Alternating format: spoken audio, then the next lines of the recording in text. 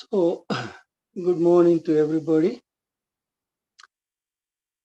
And you know that we were talking last couple of weeks about a concept called sense discipline, restraint of sense faculties. This was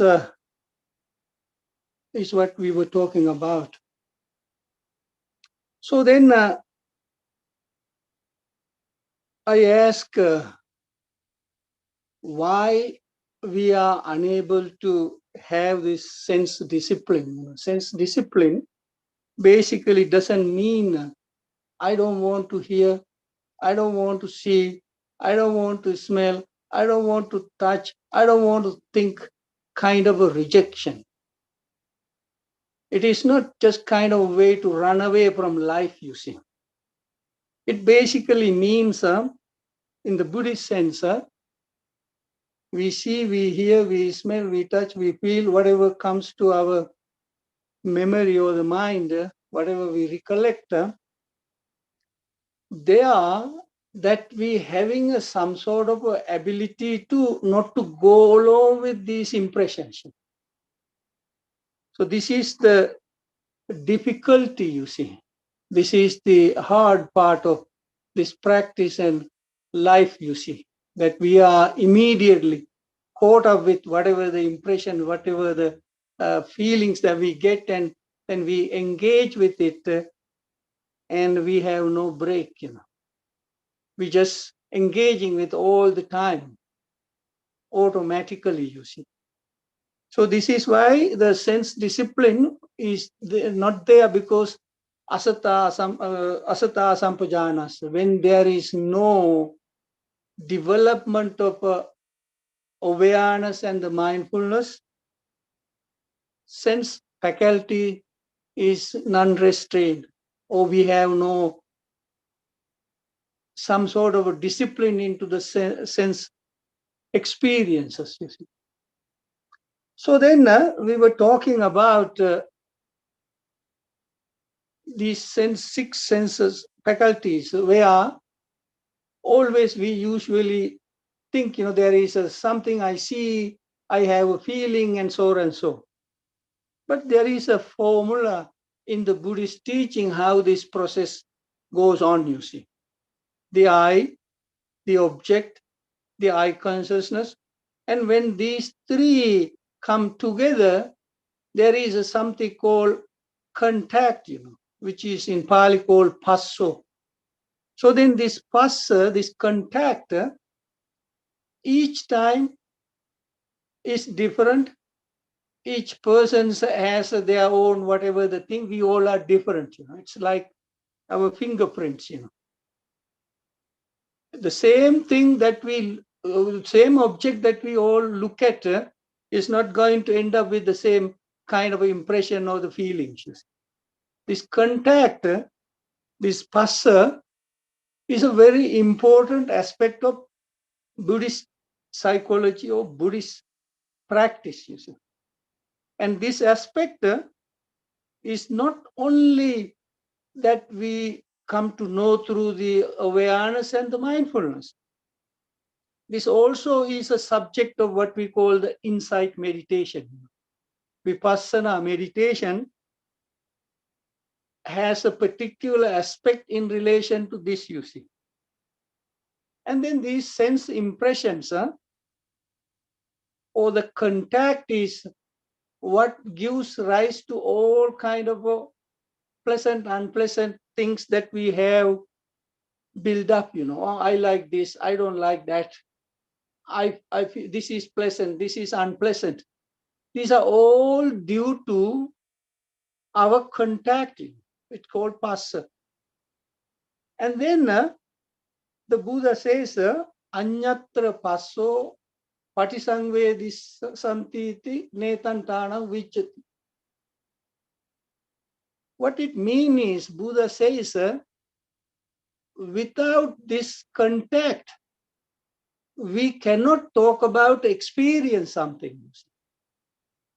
Without this contact, we cannot talk about I experience something. Our experience, basically, whenever we say, I experience something, that is all due to this, whatever the contact aspect, phassa thing. And this contact, it's not purely biological or physical. It's also not totally mental either, you see. It's a process based on these both aspects.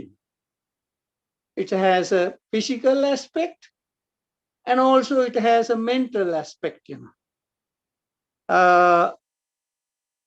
These two aspects is what we are mostly not aware of. It is so we have to see it in slow motion. In order to see that in slow motion is where this awareness and the mindfulness is necessary. You see.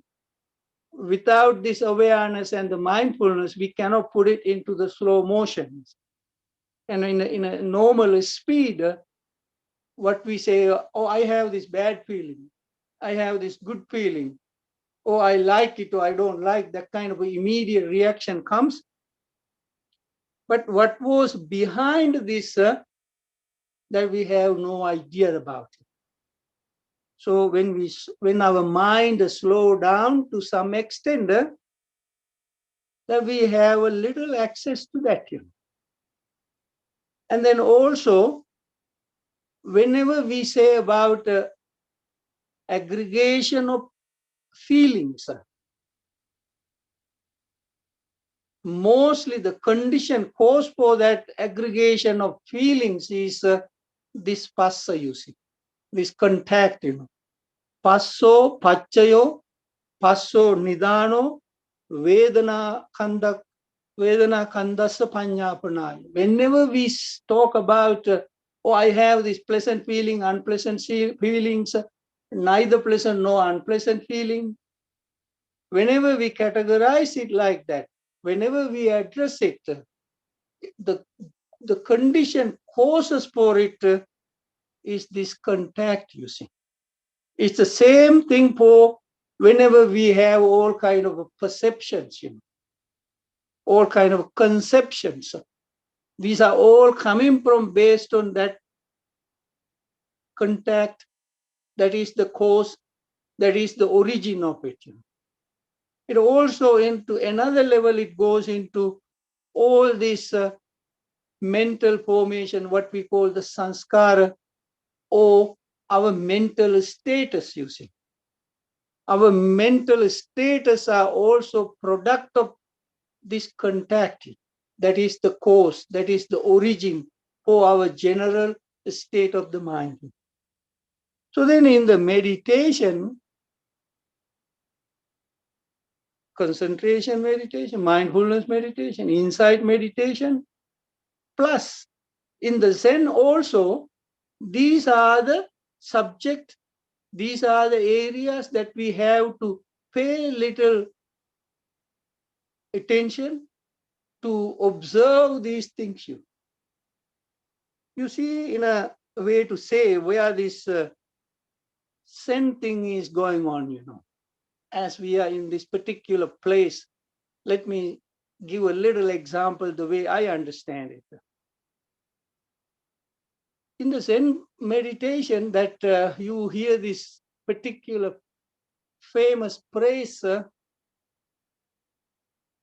when you are hungry, you eat. When you are tired, you sleep.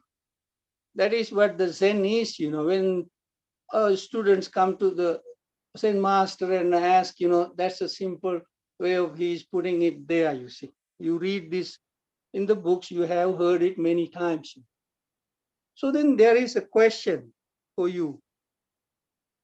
If that is Zen, if that is the spiritual practice of meditation in this Zen tradition, so if you are hungry, you eat. If you are tired, you sleep. And then we can take it to a different level like this. If you want to rob, if you want to steal, so go rob and steal. If you want to stab a person, go ahead and stab. So is that sin? That's what we have been basically doing in our life, basically. Doing what I want, I want to get a drink, I go and drink. I do any other whatever crazy stuff. That's how we did. So then where the line is, where we cross the line, mostly some might take it in such a literal way. Oh, do whatever you want to do. That's what we have been doing all in our life, but that didn't get us out of this misery, you see. We did all what we want to do, and we got deeper into troubles, buried in our own greed, hatred, and delusion, remorse, regrets, and guilty feelings. And now we pay a price for it. So we meditate in order to get out of this, whatever the mess that we created, you see. So then it says, oh, do whatever you want to do. Hungry, you eat. You sleep, you go sleep. And it is the same thing it is imposing. It is not, you see. Whenever this idea goes on, it says, the Zen master, whenever he said that, and then the student also says, similarly, this is so simple, I can do the same thing. And then the Zen master disagrees. When you sleep, you dream. When you eat, oh, I like this, I don't like, all this discrimination goes on. Therefore, you got to stop that part. And that is where the difference comes in. So then, there is a saying in the Buddhist Pali discourses, Ajjattang arupa sanyi bahidda rupani passati. Ajjatta arupa sanyi bahidda rupani passati means without a form of perception internally, you see the external object. Without the form of perceptions internally, without creating this form of perception due to this whatever contact, you try to see the object. So then it is such a difficult thing, you see. We usually see what we want to see. We hear what we want to hear, you see. This is how this thing is set up, this whatever the conditioning is like that, you see. And we cannot, that is why in the Buddhism we also say so many times, try to see the world as it is. Try to see things the way it is. Try to see the life the way it is, not the way you dream about, not the way you want to look at it. We all can look at it, whatever the way we want to look at it. But that doesn't mean the real nature of the life going to change because I am sincere, I am honest, I am moral, I am practicing, so I want to, it doesn't happen. It just goes the way it goes, you see. So that means this I, this me, this mind, this self that we have created through this whatever the conditioning, through this whatever the process, has no place yet. For the sake of conversation, for the sake of addressing, for the sake of using the language, we have to say, this is me, this I am, this I don't like, this I like, that kind of expressions we use.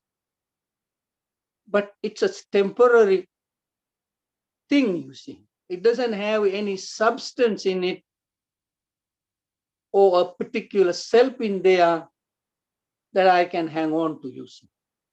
So then this contact is what creating our world, This world that I am talking about is our sense faculty-based the world we create. This is what we talked a couple of weeks ago, I guess, related to the six senses, where the world is creating, you see. We all are creating our own world, you see. We live in our own world. This world is what our misery is, you see. Even though, of course, there is the war going on, the earthquakes are there, that kind of a suffering is there. That is another kind of a thing. But the world that we're talking about is our mind-created world. So there is this mind-created world is what each one of us try to protect. This mind-created world is what we all fall in love. This mind-created world is what we're hating. This is in a normal common sense, whenever we look at, we can see this is what we do.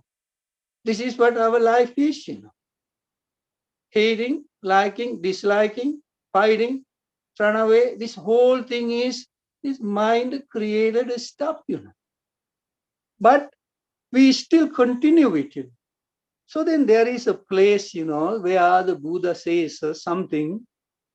It is so enlightening, you see. It says, ayang loko santapajato passa pareto rogang vadati attato yena hi manyanti tatotang hoti anyata. What it means here, this word,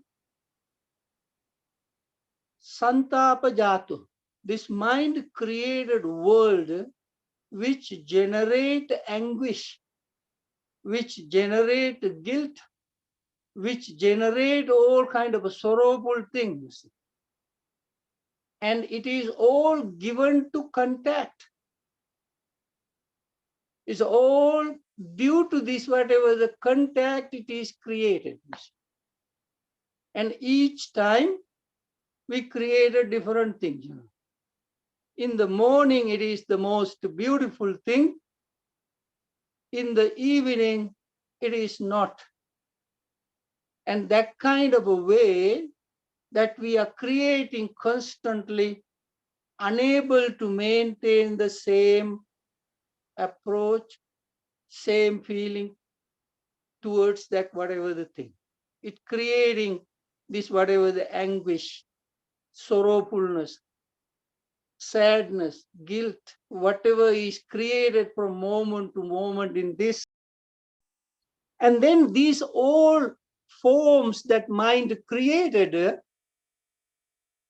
that we claim, oh, it is me, I am sad, I am happy, I have this guilt, I have that.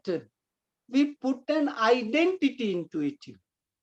You see, then again, it comes back to that awareness that I talk about, you see. Not having that awareness. That awareness basically means non-identification. So then here we have the identification. Oh, I am this, I am that. Constantly in a kind of a serious way, we approach to each of these mind-created form in a positive and a negative kind of a way and claim it, identify it. And then whenever that identification happens, the Buddha says, rogang vadati attato. We are talking about a disease in the sense of I, in the sense of me, in the sense of myself, and so on and so. We're talking about a disease. A disease is not a pleasant thing, it causes the problem. A disease is not a pleasant thing, whatever the form of disease. So then we're talking about this self, and then no matter in whatever way we talk about these things as a self, whatever way we approach to it, whatever we try to create out of it, it all keep changing, taking a different shape, giving rise to a different form, and it is all subject to what we call the change. It's always different. It's not my fault or your fault, That's how this conditionally arisen things work. This is what this conditional life is. But we are struggling constantly to stabilize this, whatever the changing thing you see. Such a struggle to stabilize it. That is why we become heavy-handed on the other person, try to control the other person. Oh, no, you can't. You cannot go. You belong to me. I got to hold it. And whenever that kind of approach is there, we lose our mind. We become violent and hurt the others. And then later we get hurt too, you see. This is what with everything in life, basically. This struggle goes on. And then who disappointed us? Nobody. We basically blame everybody disappointing us. The truth is, we disappointed ourselves. In being unable to see it this way, we disappointed ourselves here. So then this contact basically excites us in different ways, entices us, and therefore we try to reach it all the way with this, whatever the contact forms. This is what we have to see, observe, understand, and don't take it as me and mine and this is who I am kind of a way. That approach has to slow down. In order to do that, not just the mindfulness going to help us, some sort of a wisely reflection upon is also important. A little insight to see it, see how this behavior goes on. And then you started to take this approach, take this, whatever the contact in a light way, you see. Because mostly this kind of a strong approach is that we are conditioned to use. Whatever we have heard, whatever we pick up from outside, these are the things make it such a strong, you see. And that we have to see, this is where you become little independent, rather than dependent on everything, whatever around kind of a thing. At the same time, you see, I saw a picture, a cartoon kind of a thing somewhere. I can't remember where, but I saw it. What was that? It was a man in a cell. He is arrested. He is locked up with a gate, and then outside of the cell, 7 feet away, there is a loaf of bread and there is a key. And then this man who is in this cell with a stick trying to reach to the bread. He's not trying to reach the key, you see. He's trying to reach the bread. This is what we do basically, you see. First thing what we want is the bread. And then too late to get the key, you see. If we basically reach the key and get the key, get out of the cell, pick up the bread and walk out. But that's not what we basically want to do, you see. We all basically conditioned, stimulated to go just for the bread, The temporary, quick thing is what we are all expected, you see. And therefore, we are locked forever, you see. We are locked for life, you see. We can't get out of that jail because we just go for the bread, That's what we want, That is what this sense gratification basically is. We are pretty much chasing after the sense gratification without any whatsoever patience, tolerance, and discipline. There are so many people out there, they just live for the sense gratification, and because of that, they get into a lot of troubles, and it is too late then later to correct it, Addictions and so many other things. So then awareness and mindfulness, when we have, and with the wisely reflection to some extent, we are a little carefully approaching life, you see, rather than just simply going along with whatever our sense impressions, Because in our life, basically, you see, that nobody really taught us this kind of examinations, this kind of approaches, you see. We were just kind of rolling on with everybody else, you see. We have done it long enough, you see. And therefore now it looks like nobody really come to save me, and I have to save myself, So that this kind of a practice, Buddha says, upattitas ayang dhammo nayan dhammo muttasatis.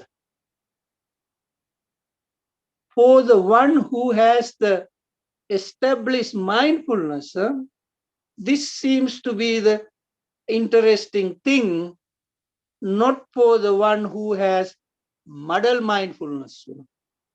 Muddled mindfulness, muttasati, which is also in my book, Attachment Management, and also in the past I have talked about it, usually translated in the text as a forgetfulness. Muttasati, muttasati, it's translated as a forgetfulness, but it is not the forgetfulness. What this muttasati or muddled mindfulness means, whatever impressions, whatever experiences that we have in relation to our senses, that our mind is started to project, picking up a particular sign and following that sign, creating all kind of various forms in relation to that form, in relation to that sound, in relation to that smell, in relation to that touch, in relation to that experience, and in relation to whatever comes into our head. So then this kind of a projection, this kind of a thinking is in a normal way is what the life is, you see. But whenever we goes into that, and there is no a particular control of it, that kind of a following, that kind of a engagement, it is started to create all kind of imaginary things, and that become in the Buddhist way a recipe for hearing the voices also, because your mind is overactivated, chasing after this, you cannot stop it, and then it also bring all kind of a sleepless night, fear, phobia, frustrations, and all these things started to accumulate in the body-mind system when our mind is started trying to figure out all these things. It's in a way our normal life. That is what we all basically do. At the same time, when we overdo it, we have to pay a price for it. And that is why sometimes people come and say, my mind, going in all kind of things. I need a little meditation. And when you try to meditate, it also it drives you crazy too, because I'm in such a rush to get this all under control, but I can't get it under control. I am really seriously want it. The need is so great, I'm in a rush. That rush doesn't help. I really want this enlightenment, but you cannot demand it, You cannot find it in a rush the way you want, So this happens, Therefore, in order to find a little inner peace and happiness, this understanding is a little important, And to enjoy life, whatever you have, wherever you are, you need to bring your mind into some sort of a peaceful state, And that way, you feel safe. You don't have all this, whatever the mind created mess. And you enjoy the life and have some sort of a peacefulness, And with that kind of a peacefulness, when you live your life and whenever you sit down to meditate or whatever, you can say another day in paradise, Because paradise is not a location, It's a state of mind, You created that whatever in a paradise rather than waiting until you die and go to paradise, to see your all so-called loved ones, It seems very exciting, but when I think about it, do I have to live with these so-called loved ones forever in paradise, get caught up with it? Personally, for me, no. I have enough. I don't want to carry all these, whatever the relatives, and get together as a reunion in paradise, I know who they are. I know what I have gone through. So wish them all luck to go to paradise. But I am going to have another day in paradise in my body-mind process while I am alive, rather than wishing to reunite after death. So sense experiences, the sense contact in this way should be understood. This mind-created impressions, feelings, these things are all arises, ceases. They are all temporary. Therefore, really embracing it and rejecting it, fighting with that doesn't mean anything. It has to be understood, experienced, don't claim it, and deal with it in a kind of way. So wherever you go, whatever the situation is, whatever the condition outside are there, that you are capable of peacefully dealing with it. Because it's not them always causing this, whatever the problem. The problem, half of the problem is in me, It's my problem, my approach, my attitude, my taking on. Therefore, I have to discipline that. I have to be aware of that part.